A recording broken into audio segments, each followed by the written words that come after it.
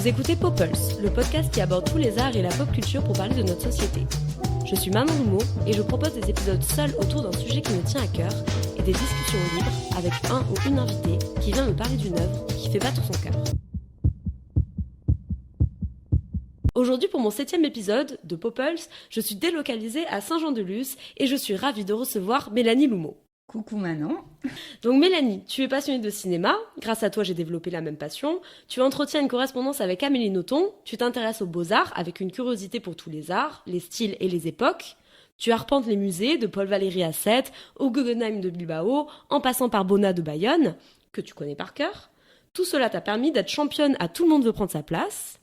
Tu as le même accent que moi, qui sent le Mistral et le Brouillarta, parce que tu viens de Sète et que tu vis au Pays Basque, et puis tu es ma maman. Et tu as choisi de venir nous parler du film Volver d'Almodóvar, pour mon plus grand bonheur. Donc Volver, c'est un film de Pedro Almodóvar qui est sorti en 2006. Il est produit par LDCO, la société madrilène de Pedro et son frère Agustín. Le cinéma d'Almodóvar, jusqu'à La Chambre d'à côté, qui est sorti cette année et qui est tourné en langue anglaise à New York avec un cast américain, se déroule toujours en Espagne, en très grande partie à Madrid et ses alentours. Et chacune de ces œuvres est empreinte de réalités historiques, politiques et culturelles de l'Espagne post-franquiste, marquée par le mouvement de la Movida des années 80 à Madrid, qui signe un vent de liberté porté par la jeunesse qui veut moderniser son pays. Et faire en quelque sorte ces années 60s 20 ans plus tard. Donc, révolution sexuelle, émancipation des traditions, qui sont marquées par un fort pouvoir de l'Église en Espagne, vie nocturne. D'ailleurs, pour ressentir cette ambiance-là, il y a toujours des bars un peu figés dans ces années 80 à Madrid, dans le quartier de Malasaña, comme le Madrid Memata ou le Tupperware, que je conseille et où j'ai passé quelques soirées.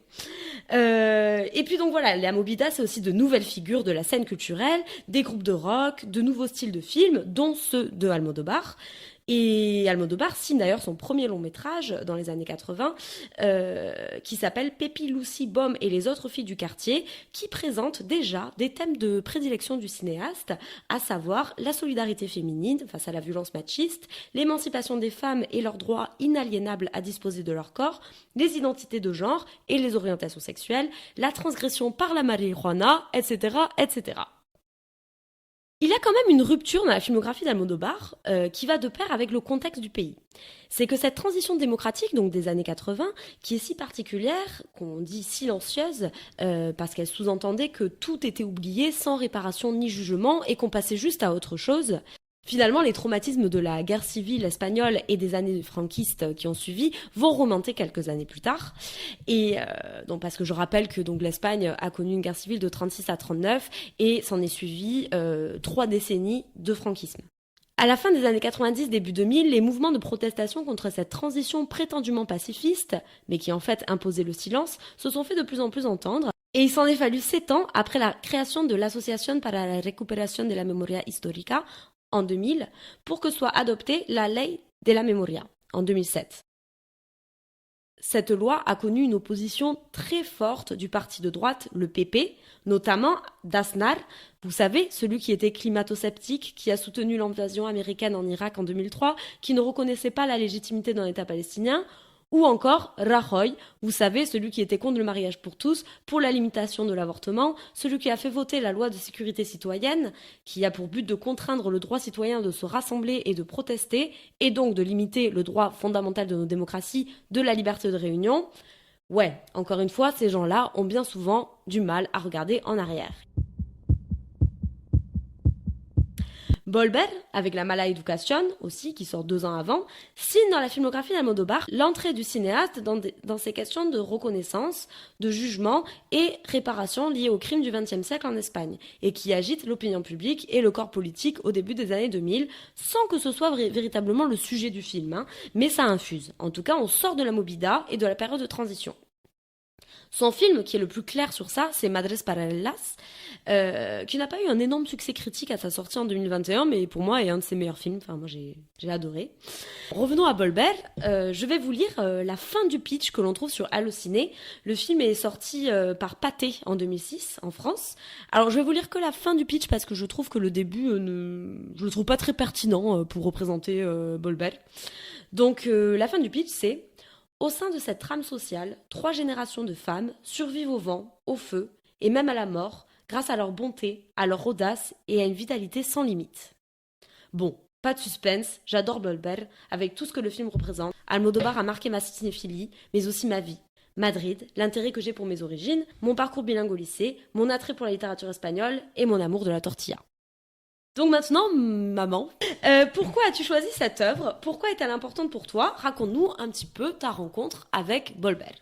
Alors, j'ai choisi cette œuvre parce que voilà, tu m'as demandé si je voulais faire un épisode de podcast de Popples avec toi. Et j'avais plein d'idées en tête et je ne pensais pas du tout que c'était Bolber qui allait sortir. Et je suis allée à Irún voir La chambre d'à côté en espagnol quand il est sorti. Et il y a eu une scène où l'on voit Tilda Swinton, donc son personnage c'est Martha, errer en chemise de nuit comme un fantôme devant Julianne Moore, donc le personnage de Ingrid. Et ça m'a rappelé les images de Bolber. Dans le film La chambre d'à côté, il y a énormément de contrastes de couleurs entre le rouge et le bleu. Et ça aussi, je me rappelais que dans Bolber, il y avait ces couleurs-là. Et je crois 2 semaines ou 3 semaines plus tard, je suis allée voir Les femmes au balcon de Noémie Merlan. Et là, j'ai retrouvé toute l'énergie féminine des films d'Almodovar. Ça m'a rappelé Femme au bord de la crise de nerfs. J'avais des images très fortes de scènes de Bolber dans Les femmes au balcon, notamment toutes les scènes avec le sang qui est nettoyé avec des essuie-tout. Mais ça a été clair, pour moi, ces 2 films, c'était une espèce de combiné, de condensé d'images fortes de Bolber. Et je t'ai appelé, je t'ai dit, écoute Manon, je crois que je vais faire Bolber pour l'épisode. Et tu te souviens la première fois que tu as vu Bolber? Alors, je m'en souviens très très très très bien. C'était en 2006 à Sète, au Diagonal Comédia. J'étais venue à Sète en train, donc j'avais pas ma voiture. Et c'est mon beau-frère, Olivier, le mari de ma sœur, qui m'a proposé de m'amener. Donc, je sors de la voiture et je lui dis, écoute, je t'appellerai quand le film est terminé. Il me dit, non, mais écoute, je t'accompagne. Alors, j'étais très surprise parce que pour moi, mon beau-frère, il aimait que Star Wars, que les Marvel. Et en fait, il a adoré. On en a beaucoup parlé après en sortant. Il m'a dit qu'il avait découvert un cinéma qu'il ne connaissait pas. Et il a beaucoup ri. Et on a passé un très très bon moment. Et c'est ce souvenir-là que je garde de Bolber. C'est un moment de partage avec mon beau-frère. On n'est jamais retourné au cinéma ensemble après. Merci. Et donc, si tu devais dire ce que tu aimes le plus dans Bolber, ce qui t'a interpellé immédiatement quand tu as regardé le film la première fois ou même aujourd'hui, qu'est-ce que ça serait? Alors, globalement, le cinéma d'Almodovar est un cinéma qui me fait vibrer. C'est un cinéma qui me touche vraiment, qui m'émeut, qui me fait rire, qui me fait pleurer, qui me donne énormément d'énergie. Les relations entre les personnages, souvent je me retrouve dans des relations qui sont des fois excessives. Et ensuite, par rapport à la filmographie d'Almodovar, c'est un lien après très fort que j'ai avec mon mari, Chabi, que j'ai rencontré à l'âge de 16 ans. Et l'une des premières phrases qu'il m'a dites, ça a été « Bon, écoute, si on reste ensemble, il va falloir que tu aimes Pedro Almodovar parce que c'est le réalisateur préféré de ma maman et que le premier film qu'elle va te montrer, ça va être Femme au bord de la crise de nerfs. Il va falloir que tu aimes. » Bon. Donc, voilà. Et depuis, c'est un lien. On va voir tous les Almodovar, en général en VO, en Espagne. On en parle du coup avec ma belle-mère, c'est avec ma belle-sœur, avec mon beau-frère du côté de la famille de mon mari. Enfin, on a un lien presque familial avec Pedro Almodovar. Et Bolber, les images de Bolber, de tous les films d'Almodovar, c'est l'un dont les images sont restées ancrées vraiment dans ma mémoire, parce que pour moi, c'est un film sensoriel. Qui touche tous les sens. Donc on le vit dans tout le corps. Et puis surtout, il y a Penélope Cruz et j'adore Penélope Cruz. Et oui, moi je voulais faire un petit parallèle par rapport à mon introduction un petit peu, enfin ta présentation, sur le fait que bah, voilà, tu avais un goût pour un peu tous les arts et que tu avais une grande curiosité, une grande culture aussi. Mais bah, je trouve que Bolber, pour ça, c'est un peu une œuvre aussi qui recense pas mal à la fois de musique, d'art plastique, de littérature, etc. Et est-ce que tu voudrais nous en dire quelque chose? Alors déjà, ce qui est frappant dans Bolber, qu'on peut retrouver aussi dans Julieta, par exemple, de Almodovar et également dans Douleur et gloire, c'est l'importance de la couleur rouge qui soit suggère tous les secrets, tous les drames que l'on ne connaît pas encore et toute la violence, ou qui peut être là aussi dans certaines scènes pour représenter la mise en mouvement, pour ne pas laisser stagner les situations. C'est une couleur de l'action. Et ensuite, en contrepartie de ça, il y a le bleu, qui est dans toutes les scènes d'apaisement. Le bleu entoure les scènes où la mère et la fille vont se prendre dans les bras, par exemple. Des scènes apaisées, plus douces. Après, il y a un côté très pop art dans Bolber, notamment dans l'affiche. Donc on a un portrait qui ressemble dans sa construction au portrait multiple que l'on connaît de Marilyn Monroe et Andy Warhol. Là on a Penélope Cruz, donc le personnage de Raimunda, brune, les yeux cendrés de noir, les lèvres rouges, la fleur rouge dans les cheveux, les grandes créoles dorées. Et autour d'elle, ce ne sont que des fleurs couleur pop art. Ensuite, par rapport à la première question que tu m'avais posée, Manon, ce qui m'a fait penser aussi à Bolber par rapport au film Les femmes au balcon de Noémie Merlan, c'est ce clin d'œil que Almodovar fait à Marilyn Monroe dans pas mal de ses films. On peut voir l'image de Penélope Cruz qui ressemble donc au portrait de Marilyn Monroe, et dans d'autres films, notamment Étreinte brisée de Almodovar, c'est Penélope Cruz qui va avoir une perruque blonde à Marilyn Monroe, qui fait partie des actrices de cœur de Almodovar, comme l'actrice Anna Magnani, l'actrice italienne de la Cinecittà des années 50. Et il fait un clin d'œil aussi à cette actrice dans Bolber, où l'on voit un extrait de Bellissima. Et la force du personnage de Raimunda, incarné par Penélope Cruz, a la force des personnages de Anna Magnani dans le cinéma italien. Et c'est marrant que toi, du coup, tu parles de l'aspect pictural, enfin de la peinture, et donc bien sûr du cinéma et Magnani. Moi, tout de suite, quand je vois Volber, je pense à la littérature, et je pense plus précisément à la pièce de Lorca, La Casa de Bernarda Alba. Qu'il a écrite en 1936, donc au début de la guerre d'Espagne. Alors, il n'y a pas de référence très claire à cette pièce, mais alors l'ambiance qui est créée dans ce village, la chaleur, ça m'a tellement fait tout de suite penser à Lorca là quand je l'ai revu, et je me suis même dit, tiens, il a gardé le même prénom pour un de ses personnages féminins, et je pensais donc à Agustina, alors que pas du tout. Dans la Casa, elle s'appelle Angustias. Mais j'avais tellement vu le parallèle que je me suis dit, ah mais oui, Angustias, enfin Agustina, bon bref. Mais en fait, pas du tout. Mais bon, il y a une référence très claire à l'ambiance de Lorca et à cette Casa de Bernarda Alba. Et puis de toute façon, les références à Lorca, il y en a eu plusieurs chez Almodovar.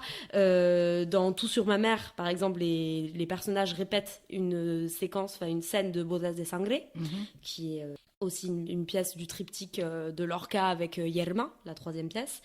Et plus tard, dans Madres Paralelas, il y a aussi une référence à une pièce de Lorca. Donc voilà, il fait beaucoup d'écho au dramaturge. Avec quel film tu m'as déjà répondu en fait. J'avais 16 ans, Ouais. donc j'ai rencontré mon mari l'été 91. On avait 16 ans. Les vacances de la Toussaint qui ont suivi, on habitait à 300 km. J'ai pris le train et j'ai passé une semaine chez les personnes qui vont devenir mes beaux-parents. Future belle-mère, puisque c'est ma belle-mère maintenant, m'a dit, Mélanie, il y a un passage obligé dans la famille. Tu dois regarder un film d'Almodovar en VO, non sous-titré, et Femme au bord de la crise de nerfs. Moi, j'avais un niveau d'espagnol depuis de scolaire. Hein. J'avais commencé l'espagnol en 4e. Donc, la folie délirante de Femme au bord de la crise de nerfs a été un petit peu un choc cinématographique pour moi. J'ai adoré. Ça partait dans tous les sens. Mais j'avoue que la première fois, je n'ai rien compris. Et voilà. Et donc, ça continue, voilà, de ce qu'on disait tout à l'heure. C'est un lien familial que j'ai pour Almodovar. Et Bolbert, tu le placerais comment dans la filmographie d'Almodovar? Tu considères que c'est plutôt un film emblématique ou plutôt divergent de sa ligne éditoriale, enfin, de sa ligne cinématographique? Alors, moi, Bolbert, je le mettrais dans les films en hommage à ses racines, notamment à l'Extremadure, où il va parler des villages, de sa mère et des femmes de sa vie. Il a grandi dans un milieu uniquement féminin avant d'être dans un internat religieux. Et bon, ça, on le voit très bien dans les premières images de Douleur et Gloire. Hein, ouais, et dans La Mala Educación. Dans La Mala Educación également. Et Douleur et Gloire, évidemment. Mais ça, pour moi, tu vois, par rapport à ce que tu dis, pour moi, tous les films sont emblématiques. Mais par contre, Bolbert, pour moi, il fait partie du triptyque La Mala Educación, sur l'adolescence, l'école religieuse, la découverte de l'amour, dont la sexualité, l'homosexualité et l'amour du cinéma, parce que tout ça va de pair, pour Almodovar. C'est sorti en plus en ordre chronologique. Hein. Il y a eu La Mala Educación en 2004. En 2005, donc en Espagne, parce qu'en France, il est sorti en 2006, Bolbert est sorti. Donc là, c'est un lien avec son enfance, sa mère décédée, et ce qu'il appelle les femmes du patio, c'est les femmes du village. Du pueblo aussi, il les appelle, alors, dans son recueil de nouvelles, Le Dernier Rêve, il les appelle les femmes du patio. Voilà. Parce qu'il disait qu'elles se retrouvaient toutes chez l'une d'entre elles dans le patio. Et alors là, il entendait parler de la vie. Et donc après, dans le triptyque Mala Educación, Bolbert et Douleur et Gloire, qui résume tout. Bah oui, moi je suis d'accord aussi.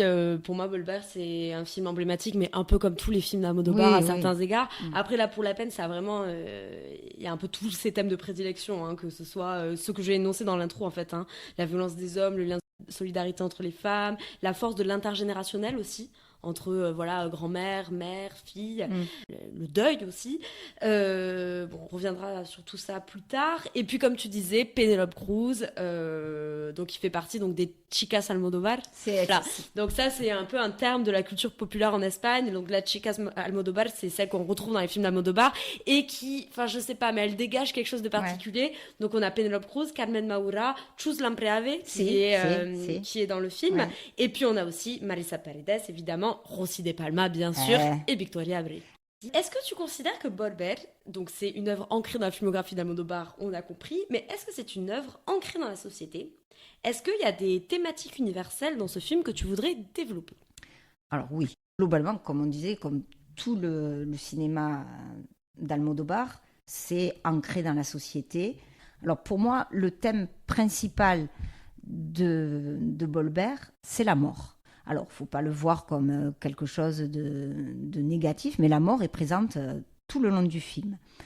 Ça démarre par les rites funéraires, où l'on voit les femmes en train de nettoyer les tombes de manière hyper joviale. Alors, le vent souffle, El viento solano, on dit que c'est un vent qui rend fou. Elles sont obligées de se mettre des fichus sur la tête pour pas que les cheveux volent dans tous les sens. Et on voit qu'elles nettoient, mais ça sert un peu à rien parce que le sable, la poussière, la terre est soulevée par le vent. Après, on voit aussi les enterrements, l'importance de la préparation de ses propres funérailles. Et ça, dans le film, ça me fait penser à un livre de Delphine Orviller, qui s'appelle Vivre avec nos morts, où il y a un passage où elle raconte qu'elle a connu une dame qui s'appelait Myriam, qui était dépressive, et qui, pour donner un sens à sa vie, a décidé d'organiser ses funérailles de son vivant, mais organisées de A à Z. C'est-à-dire ce qu'elle allait porter, la musique qu'on allait passer, les oraisons qu'on allait dire sur elle, qui allait les dire, Donc, elle a tout voulu contrôler.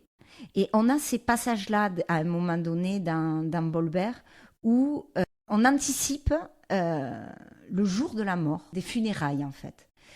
Et donc, cette Myriam faisait ça de manière un peu excessive. Et un jour, sa famille s'est pris au jeu et lui a organisé de son vivant ses funérailles.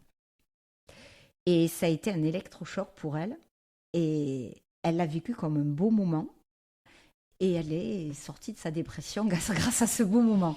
Donc, c'est dans le livre de Delphine Orviller, Vivre avec nos morts. Ok, c'est surprenant. Je ne connaissais pas ce c'est-à-dire que livre. c'était une femme qui, dans sa vie, avait l'impression de rien contrôler. Ouais. Et du coup, comme elle a contrôlé ce qui allait être l'hommage à son départ, ça lui a donné l'envie de rester. Voilà. Intéressant. D'ailleurs, comme tu parles de la mort, du deuil, je vais faire un petit moment d'autopromo dans mon 2e épisode qui s'appelle « Et toi, tu crois aux fantômes ?» que j'ai fait avec Claire Iriwa, autrice qui a sorti son livre d'ailleurs début janvier, qui s'appelle « Le cœur quand il explose ».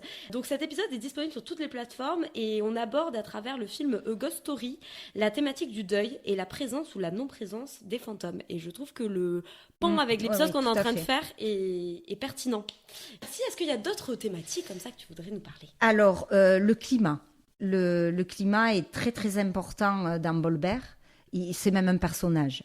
On a les images d'incendie dans cette région très très sèche du Pueblo. Le Pueblo se trouve, alors j'ai plus le nom du village, mais il est en Castilla-La Mancha. Il est à côté de Madrid. Voilà, on voit que tout est très sec dans ce village. Donc il y a ce vent Solano, ce vent qui rend fou, qui ouvre la première scène avec donc le nettoyage des tombes.